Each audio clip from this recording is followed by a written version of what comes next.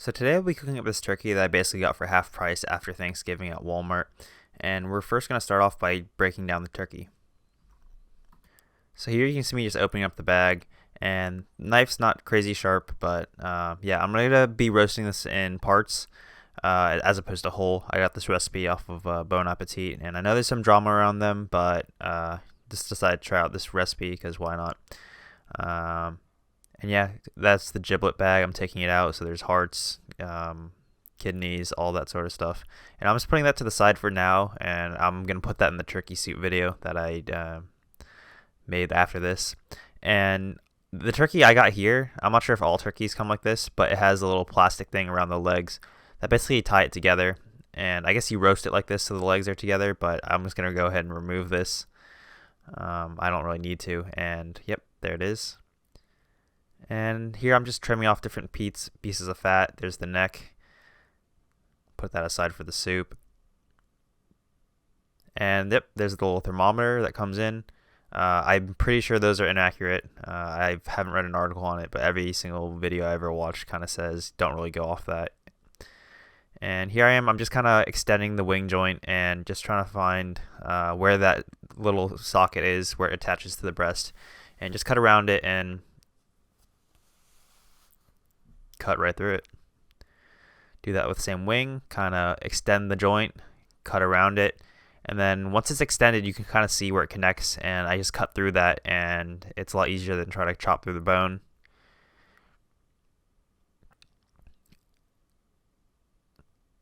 Same thing with the leg, cut the skin that connects it to the breast, and then I'm going to do that on both sides. And yep, here you see me extending the joint, and then that just kind of shows me where I want to cut, where it separates from the breast, and it just kind of cuts cleanly without any really hacking or chopping.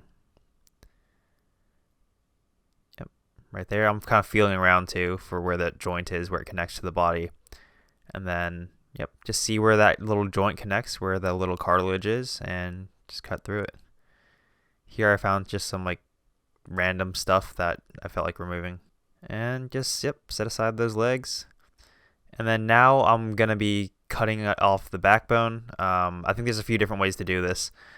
Most people you cut up along the side with shears, but I ended up deciding to remove more than people usually do because you don't really carve that portion of the turkey anyway. But actually no, here I'm actually removing the backbone, and then I'll end up removing more than this. So you can do this with shears. I think it's probably going to be easier with the cleaver. And I think I ended up removing more than people usually do. But yeah. There's the backbone and I guess the hips. And I'm just going to remove that and save that for soup because, like I mentioned, you don't really carve that when you serve it. It's usually something that you pick off afterwards. And I'm like, might as well have more meat for the soup. And here we have the breast, and just removing some skin, and yep, here are the ribs and everything, and I decided what's the point of roasting that, and just kind of trimming that out just so it lays kind of flatter when it roasts.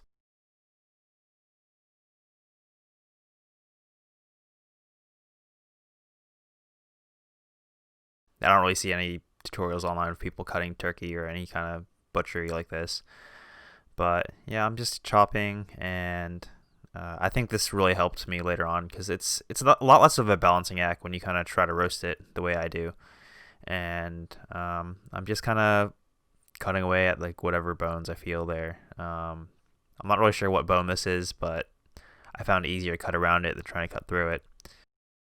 So here I have all the pieces of turkey that I laid out on a rack, and I'm just sprinkling it very liberally with the rub from the recipe. So it consists of basically pepper, salt, garlic powder, onion powder, light brown sugar, and smoked paprika. The salt I'm using is Diamond Crystal kosher salt. It's kind of my favorite salt. I find out no matter how much I use, it's very hard to like over season with the salt.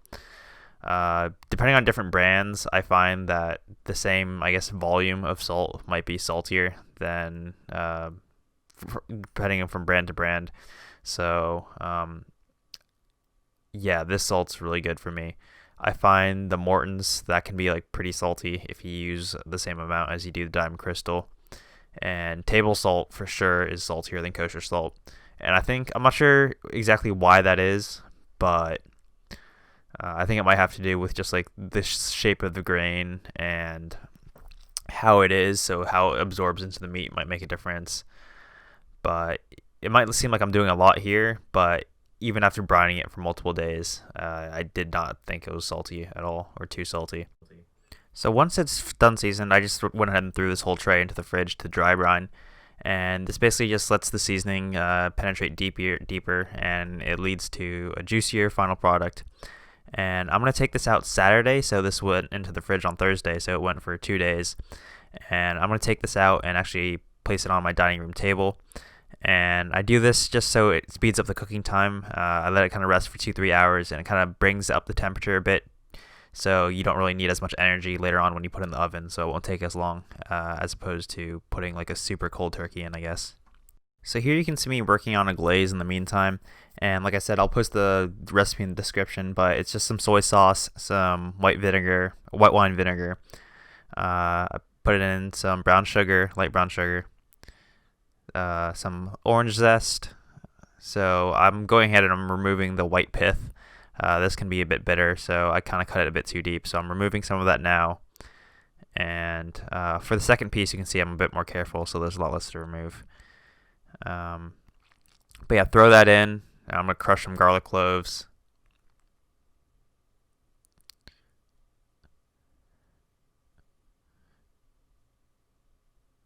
Stir that, just kind of dissolve the sugar, and I'm going to go ahead and throw in a bunch of herbs that I took from my neighbor's garden. Thank you so much for that. And I'm just going to kind of let this go, simmer away, stirring occasionally. And this went for about 10 to 12 minutes, and they said they want you to get it to a stage where it kind of lightly coats the back of a spoon. I think it could have went a bit longer for my glaze personally. I think I wish it was a little thicker, but yeah, just go ahead, test it occasionally, and once it's done, I kind of wait for the turkey just to come up to room temperature, and I'll start the cooking process. So I ended up preheating my oven to 425 on convection roast, and I just throw my turkey in, and I'm going to roast this for 25 minutes total. And I'm going to go ahead and rotate this halfway through just to make sure it browns evenly. And this first step is basically just for browning. So after those 25 minutes, I'm going to take it out, and you can see kind of how the skin's taking a nice golden brown color.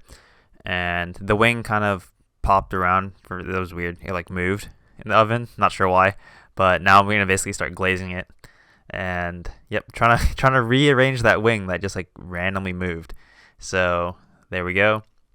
And start glazing it. And here it's like running a lot, so I kind of wish it was a little bit thicker, but the end product turned out good, which you'll see in a bit.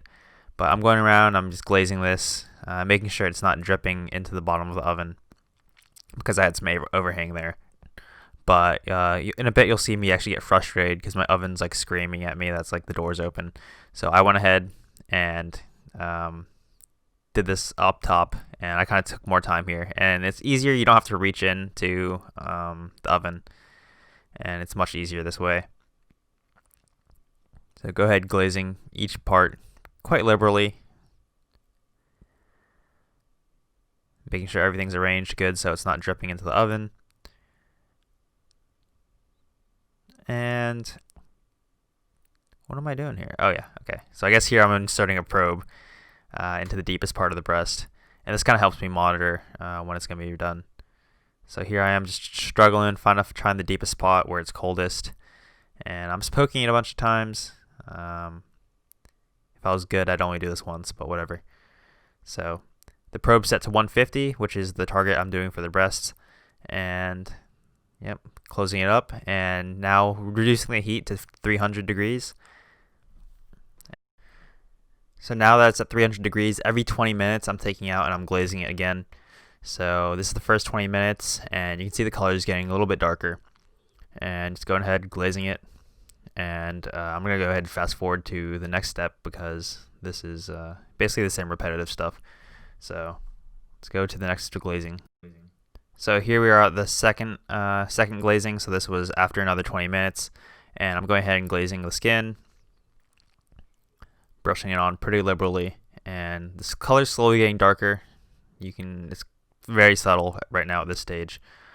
But just going ahead, feeling around, and I'm actually going to go ahead and just double checking the temperature of everything with my handheld thermometer. Just trying to find the deepest spot, see where the thighs are at, making sure that they're kind of on track to finish at the same time.